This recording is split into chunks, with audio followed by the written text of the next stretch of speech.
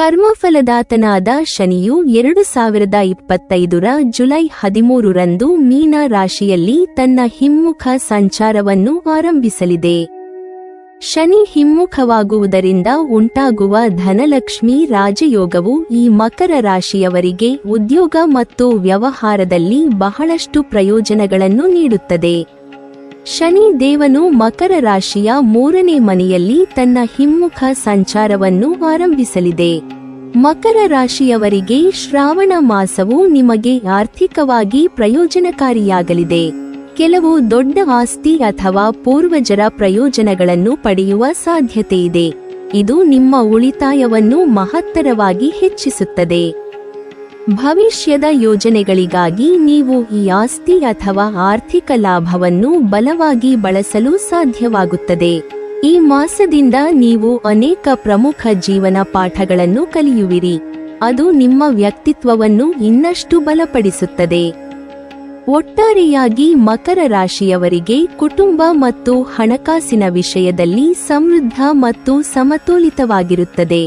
ಶನಿ ಸಂಚಾರವು ಮನೆಯು ಸಂಬಂಧಿಕರು ಮತ್ತು ಉದ್ಯೋಗದೊಂದಿಗೆ ಸಂಬಂಧವನ್ನು ಹೊಂದಿದೆ.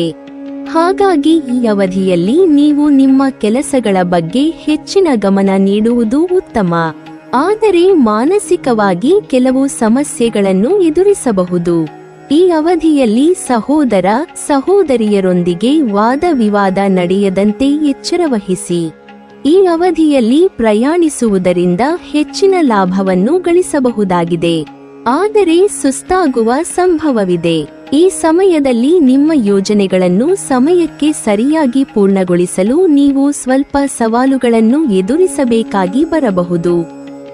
ಈ ಬದಲಾವಣೆಗಳು ವೃತ್ತಿ ಜೀವನಕ್ಕೆ ಸಂಬಂಧಿಸಿರಲಿ ಅಥವಾ ವೈಯಕ್ತಿಕ ಜೀವನಕ್ಕೆ ಸಂಬಂಧಿಸಿರಲಿ, ಅವು ನಿಮಗೆ ಹೊಸ ದಿಕ್ಕನ್ನು ಮತ್ತು ತಾಜಾತನದ ಭಾವನೆಯನ್ನು ನೀಡುತ್ತವೆ. ಈ ಬದಲಾವಣೆಯು ನಿಮಗೆ ಶುಭವೆಂದು ಸಾಬೀತುಪಡಿಸಬಹುದು. ವಾರದ ಕೊನೆಯಲ್ಲಿ ಕುಟುಂಬದೊಂದಿಗೆ ವಿಹಾರ ಅಥವಾ ಪ್ರವಾಸವನ್ನು ಯೋಜಿಸುವುದು ತುಂಬಾ ಒಳ್ಳೆಯದು. ಈ ಸಮಯ ನಿಮ್ಮ ಭವಿಷ್ಯಕ್ಕಾಗಿ ಕೆಲವು ಹೊಸ ಯೋಜನೆಗಳಿಗೆ ಅಡಿಪಾಯ ಹಾಕುವ ಸಮಯವೂ ಆಗಿರಬಹುದು. ಶನಿಯು ಹಿಮ್ಮುಖವಾಗಿರುವುದರಿಂದ ಉಂಟಾಗುವ ಧನಲಕ್ಷ್ಮಿ ರಾಜಯೋಗವು ಈ ಮಕರ ರಾಶಿಯವರಿಗೆ ಅನುಕೂಲಕರವಾಗಿರುತ್ತದೆ. ಈ ರಾಶಿಚಕ್ರದ ಜಾತಕದ 3ನೇ ಮನೆಯಲ್ಲಿ ಶನಿ ನೆಲೆಸಿದ್ದಾನೆ. ಅಂತಹ ಪರಿಸ್ಥಿತಿಯಲ್ಲಿ ಈ ರಾಶಿಚಕ್ರದ ಸ್ಥಳೀಯರು ಅನೇಕ ಕ್ಷೇತ್ರಗಳಲ್ಲಿ ಪ್ರಯೋಜನಗಳನ್ನು ಪಡೆಯಬಹುದು. 3ನೇ ಮನೆಯಲ್ಲಿರುವುದರಿಂದ ಹಿಮ್ಮುಖ ಶನಿಯು 2ನೇ ಮನೆಯ ಫಲಿತಾಂಶಗಳನ್ನು ಸಹ ನೀಡುತ್ತಾನೆ.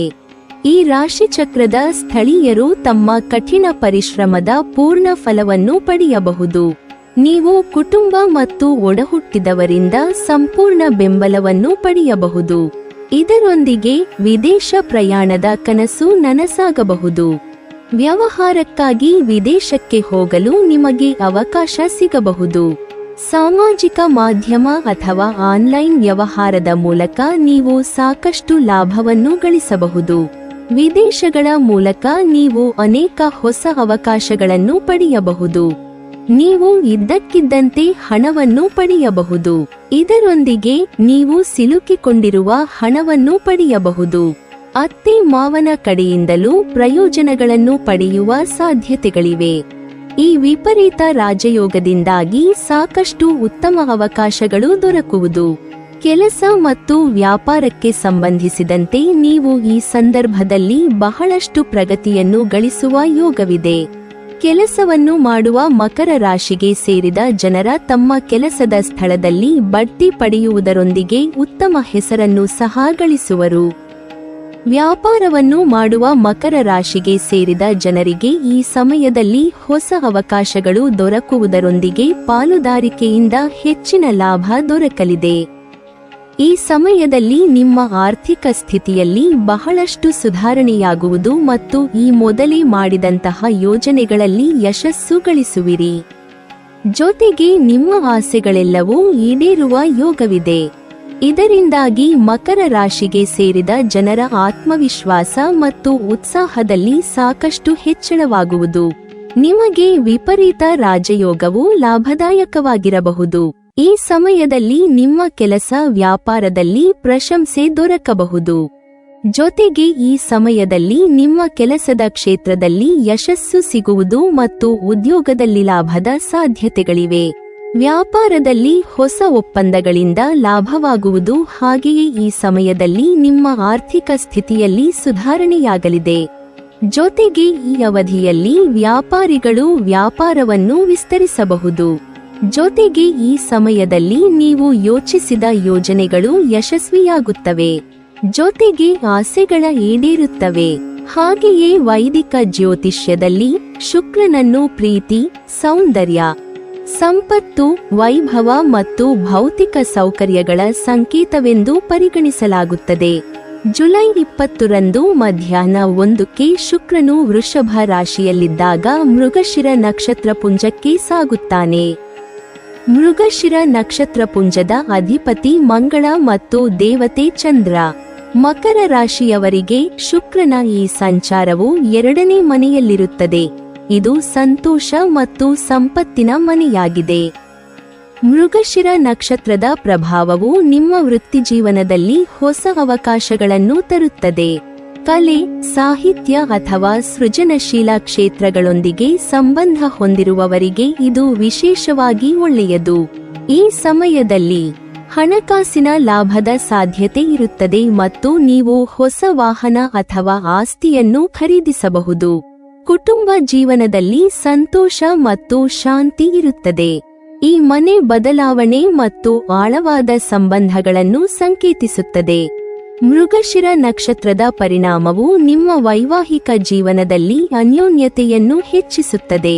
ಆರ್ಥಿಕವಾಗಿ ಈ ಸಮಯ ಸ್ಥಿರತೆಯನ್ನು ತರುತ್ತದೆ ಮತ್ತು ನೀವು ಹಳೆಯ ಹೂಡಿಕೆಗಳು ಮತ್ತು ಪಾಲುದಾರಿಕೆಗಳಿಂದ ಪ್ರಯೋಜನಗಳನ್ನು ಪಡೆಯಬಹುದು. ಆದಾಗ್ಯೂ ಅನಗತ್ಯ ಖರ್ಚುಗಳನ್ನು ತಪ್ಪಿಸಿ ಮತ್ತು ನಿಮ್ಮ ಆರೋಗ್ಯವನ್ನು ನೋಡಿಕೊಳ್ಳಿ. ವೈದಿಕ ಜ್ಯೋತಿಷ್ಯದ ಪ್ರಕಾರ ಗ್ರಹಗಳ ಅಧಿಪತಿ ಮಂಗಳವಾರ ಜುಲೈ 28ರಂದು ಕನ್ಯಾ ರಾಶಿಗೆ ಪ್ರವೇಶಿಸುತ್ತಾನೆ. 18 ತಿಂಗಳ ನಂತರ ಮಂಗಳ ಗ್ರಹವು ಕನ್ಯಾ ರಾಶಿಗೆ ಸಾಗುತ್ತದೆ. ಈ ಸಂಚಾರವು ಮಕರ ರಾಶಿಯವರಿಗೆ ಬಹಳ ಶುಭ ಯೋಗವನ್ನು ಸೃಷ್ಟಿಸುತ್ತದೆ. ಇದರಲ್ಲಿ ಅವರು ಆರ್ಥಿಕ ಲಾಭಗಳನ್ನು ಪಡೆಯುವ ಬಲವಾದ ಸಾಧ್ಯತೆಯನ್ನು ಹೊಂದಿರುತ್ತಾರೆ. ಜ್ಯೋತಿಷ್ಯದ ಪ್ರಕಾರ ಮಂಗಳ ಗ್ರಹವು ಪ್ರತಿ 18 ತಿಂಗಳಿಗೊಮ್ಮೆ ತನ್ನ ರಾಶಿಚಕ್ರ ಚಿಹ್ನೆಯನ್ನು ಬದಲಾಯಿಸುತ್ತದೆ. ಮಂಗಳವು ಮೇಷ ಮತ್ತು ವೃಶ್ಚಿಕ ರಾಶಿಯ ಆಡಳಿತ ಗ್ರಹವಾಗಿದೆ. ಈ ಸಮಯದಲ್ಲಿ ಮಂಗಳವು ಸಿಂಹ ರಾಶಿಯಲ್ಲಿ ಸಾಗುತ್ತಿದ್ದು ಕೇತು ಜೊತೆ ಸಂಯೋಗವನ್ನು ಮಾಡಿಕೊಂಡಿದೆ. ಮಕರ ರಾಶಿಯ 9ನೇ ಮನೆಯಲ್ಲಿ ಮಂಗಳ ಗ್ರಹ ಸಾಗುವುದರಿಂದ ಜುಲೈ 28ರ ನಂತರದ ಸಮಯ ಮಕರ ರಾಶಿಯವರಿಗೆ ಅನುಕೂಲಕರವಾಗಿರುತ್ತದೆ. ಬಾಕಿ ಇರುವ ಕೆಲಸಗಳು ಪೂರ್ಣಗೊಳ್ಳುತ್ತವೆ. ವ್ಯವಹಾರಕ್ಕೆ ಸಂಬಂಧಿಸಿದ ಪ್ರಯಾಣ ಯಶಸ್ವಿಯಾಗುತ್ತದೆ. ಮನೆಯಲ್ಲಿ ಶುಭ ಅಥವಾ ಧಾರ್ಮಿಕ ಕಾರ್ಯಕ್ರಮಗಳು ನಡೆಯಬಹುದು.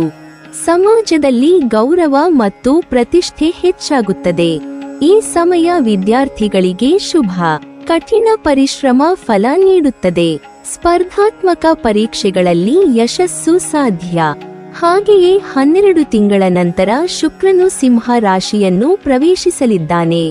ಶುಕ್ರನು ಸೂರ್ಯನ ಮನೆಗೆ ಸಂಚಾರ ಮಾಡಿದ ತಕ್ಷಣ ಮಕರ ರಾಶಿ ಜನರು ವಿಶೇಷ ಆರ್ಥಿಕ ಪ್ರಯೋಜನಗಳನ್ನು ಪಡೆಯಬಹುದು. ವೈದಿಕ ಜ್ಯೋತಿಷ್ಯದಲ್ಲಿ ಶುಕ್ರನನ್ನು ಬಹಳ ಶುಭ ಮತ್ತು ಅದೃಷ್ಟಕಾರಿ ಗ್ರಹವೆಂದು ಪರಿಗಣಿಸಲಾಗುತ್ತದೆ. ಶುಕ್ರನು ಒಂದು ರಾಶಿಯಿಂದ ಇನ್ನೊಂದು ರಾಶಿಗೆ ಸಾಗಲು ಸುಮಾರು 27 ದಿನಗಳು ಬೇಕಾಗುತ್ತದೆ. ಶುಕ್ರನು ಕನ್ಯಾ ರಾಶಿಯಲ್ಲಿ ದುರ್ಬಲನಾಗಿದ್ದರೆ ಮೀನದಲ್ಲಿ ಉತ್ತುಂಗದಲ್ಲಿದ್ದಾನೆ. ಇದರೊಂದಿಗೆ ಎಲ್ಲ 27 ನಕ್ಷತ್ರ ಪುಂಜಗಳಲ್ಲಿ ಪೂರ್ವಾಷಾಢ, ಭರಣಿ ಮತ್ತು ಪೂರ್ವ ಫಲ್ಗುಣಿ ನಕ್ಷತ್ರ ಪುಂಜಗಳ ಅಧಿಪತಿ. ಶುಕ್ರನು ಶನಿ ಮತ್ತು ಬುಧನೊಂದಿಗೆ ಸ್ನೇಹ ಸಂಬಂಧವನ್ನು ಹೊಂದಿದ್ದರೆ ಚಂದ್ರ ಮತ್ತು ಸೂರ್ಯ ಅದರ ಶತ್ರುಗಳೆಂದು ಪರಿಗಣಿಸಲಾಗುತ್ತದೆ. ಶುಕ್ರನು ತನ್ನದೇ ಆದ ರಾಶಿಯಲ್ಲಿ ಅಂದರೆ ವೃಷಭ ಅಥವಾ ತುಲಾ ಅಥವಾ ಅದರ ಉತ್ತುಂಗ ರಾಶಿ ಮೀನದಲ್ಲಿದ್ದಾಗ ಮತ್ತು ಜಾತಕದ ಕೇಂದ್ರ ಮನೆಯಲ್ಲಿದ್ದಾಗ ಮಾಲವ್ಯ ರಾಜಯೋಗವು ರೂಪುಗೊಳ್ಳುತ್ತದೆ. ಈ ಯೋಗದಿಂದ ಒಬ್ಬ ವ್ಯಕ್ತಿಯು ಜೀವನದಲ್ಲಿ ಎಲ್ಲಾ ರೀತಿಯ ಸೌಕರ್ಯಗಳು ಮತ್ತು ಸೌಲಭ್ಯಗಳನ್ನು ಪಡೆಯುತ್ತಾನೆ. ಇದರ ಹೊರತಾಗಿ ಮತ್ತೊಂದು ರಾಜಯೋಗವು ರೂಪುಗೊಳ್ಳುತ್ತದೆ, ಲಕ್ಷ್ಮೀನಾರಾಯಣ ರಾಜಯೋಗ. ಇದರಲ್ಲಿ ಬುಧ ಮತ್ತು ಶುಕ್ರನ ಸಂಯೋಗವು ಯಾವುದೇ ಮನೆಯಲ್ಲಿ ನಡೆಯುತ್ತದೆ. ಜಾತಕದಲ್ಲಿ ದುರ್ಬಲ ಶುಕ್ರನಿರುವ ಜನರು ಜೀವನದಲ್ಲಿ ಅನೇಕ ಸಮಸ್ಯೆಗಳನ್ನು ಎದುರಿಸಬೇಕಾಗುತ್ತದೆ. ಶುಕ್ರ ದುರ್ಬಲವಾಗಿದ್ದಾಗ ವ್ಯಕ್ತಿಯು ವೈವಾಹಿಕ ಜೀವನದಲ್ಲಿ ಸಮಸ್ಯೆಗಳನ್ನು ಎದುರಿಸುತ್ತಾನೆ. ಶುಕ್ರನ ರಾಶಿಚಕ್ರ ಚಿಹ್ನೆಯ ಬದಲಾವಣೆಯೊಂದಿಗೆ ಮಕರ ರಾಶಿಯವರು ವೃತ್ತಿ ಮತ್ತು ವ್ಯವಹಾರದಲ್ಲಿ ಉತ್ತಮ ಯಶಸ್ಸನ್ನು ಪಡೆಯಬಹುದು. ಏಕೆಂದರೆ ಶುಕ್ರನು ನಿಮ್ಮ ಸಂಚಾರ ಜಾತಕದಿಂದ ಕರ್ಮ ಮನೆಯಲ್ಲಿ ಸಾಗಲಿದ್ದಾನೆ. ಆದ್ದರಿಂದ ಈ ಸಮಯದಲ್ಲಿ ನೀವು ಹೊಸ ಕೆಲಸವನ್ನು ಪಡೆಯುವ ಸಾಧ್ಯತೆಯಿದೆ. ಅಲ್ಲದೆ ನೀವು ಕೆಲಸ ಮಾಡುತ್ತಿದ್ದರೆ ನೀವು ಬಡ್ತಿಯನ್ನು ಪಡೆಯಬಹುದು. ಈ ಸಮಯದಲ್ಲಿ ವ್ಯವಹಾರವು ವಿಸ್ತರಿಸಬಹುದು. ನಿಮ್ಮ ಗುರಿಗಳ ಬಗ್ಗೆ ನಿಮಗೆ ಸ್ಪಷ್ಟತೆ ಇರುತ್ತದೆ ಮತ್ತು ಆತ್ಮವಿಶ್ವಾಸದಿಂದ ನಿರ್ಧಾರಗಳನ್ನು ತೆಗೆದುಕೊಳ್ಳಲು ಸಾಧ್ಯವಾಗುತ್ತದೆ. ನಿಮ್ಮ ಗುರುತನ್ನು ಬಲಪಡಿಸಲು ಮತ್ತು ನಾಯಕತ್ವದ ಪಾತ್ರವನ್ನು ವಹಿಸಲು ಇದು ಉತ್ತಮ ಸಮಯ. ನಿಮ್ಮ ತಂದೆಯೊಂದಿಗಿನ ನಿಮ್ಮ ಸಂಬಂಧವು ಉತ್ತಮವಾಗಿರುತ್ತದೆ. ನೀವಿನ್ನೂ ನಮ್ಮ ಚಾನೆಲ್ ಅನ್ನು ಸಬ್ಸ್ಕ್ರೈಬ್ ಮಾಡಿಲ್ವಾ? ಹಾಗಾದರೆ ಈ ಕೂಡಲೇ ನಮ್ಮ ಇಂದ್ರಜಾಲ ಚಾನೆಲ್ ಅನ್ನು ಸಬ್ಸ್ಕ್ರೈಬ್ ಮಾಡಿ ಮತ್ತು ಪಕ್ಕದಲ್ಲಿರುವ ಬೆಲ್ ಐಕಾನ್ ಅನ್ನು ಕ್ಲಿಕ್ ಮಾಡಿದರೆ ನಮ್ಮ ಹೊಸ ವಿಡಿಯೋಗಳನ್ನು ನೀವು ನೋಡಬಹುದು.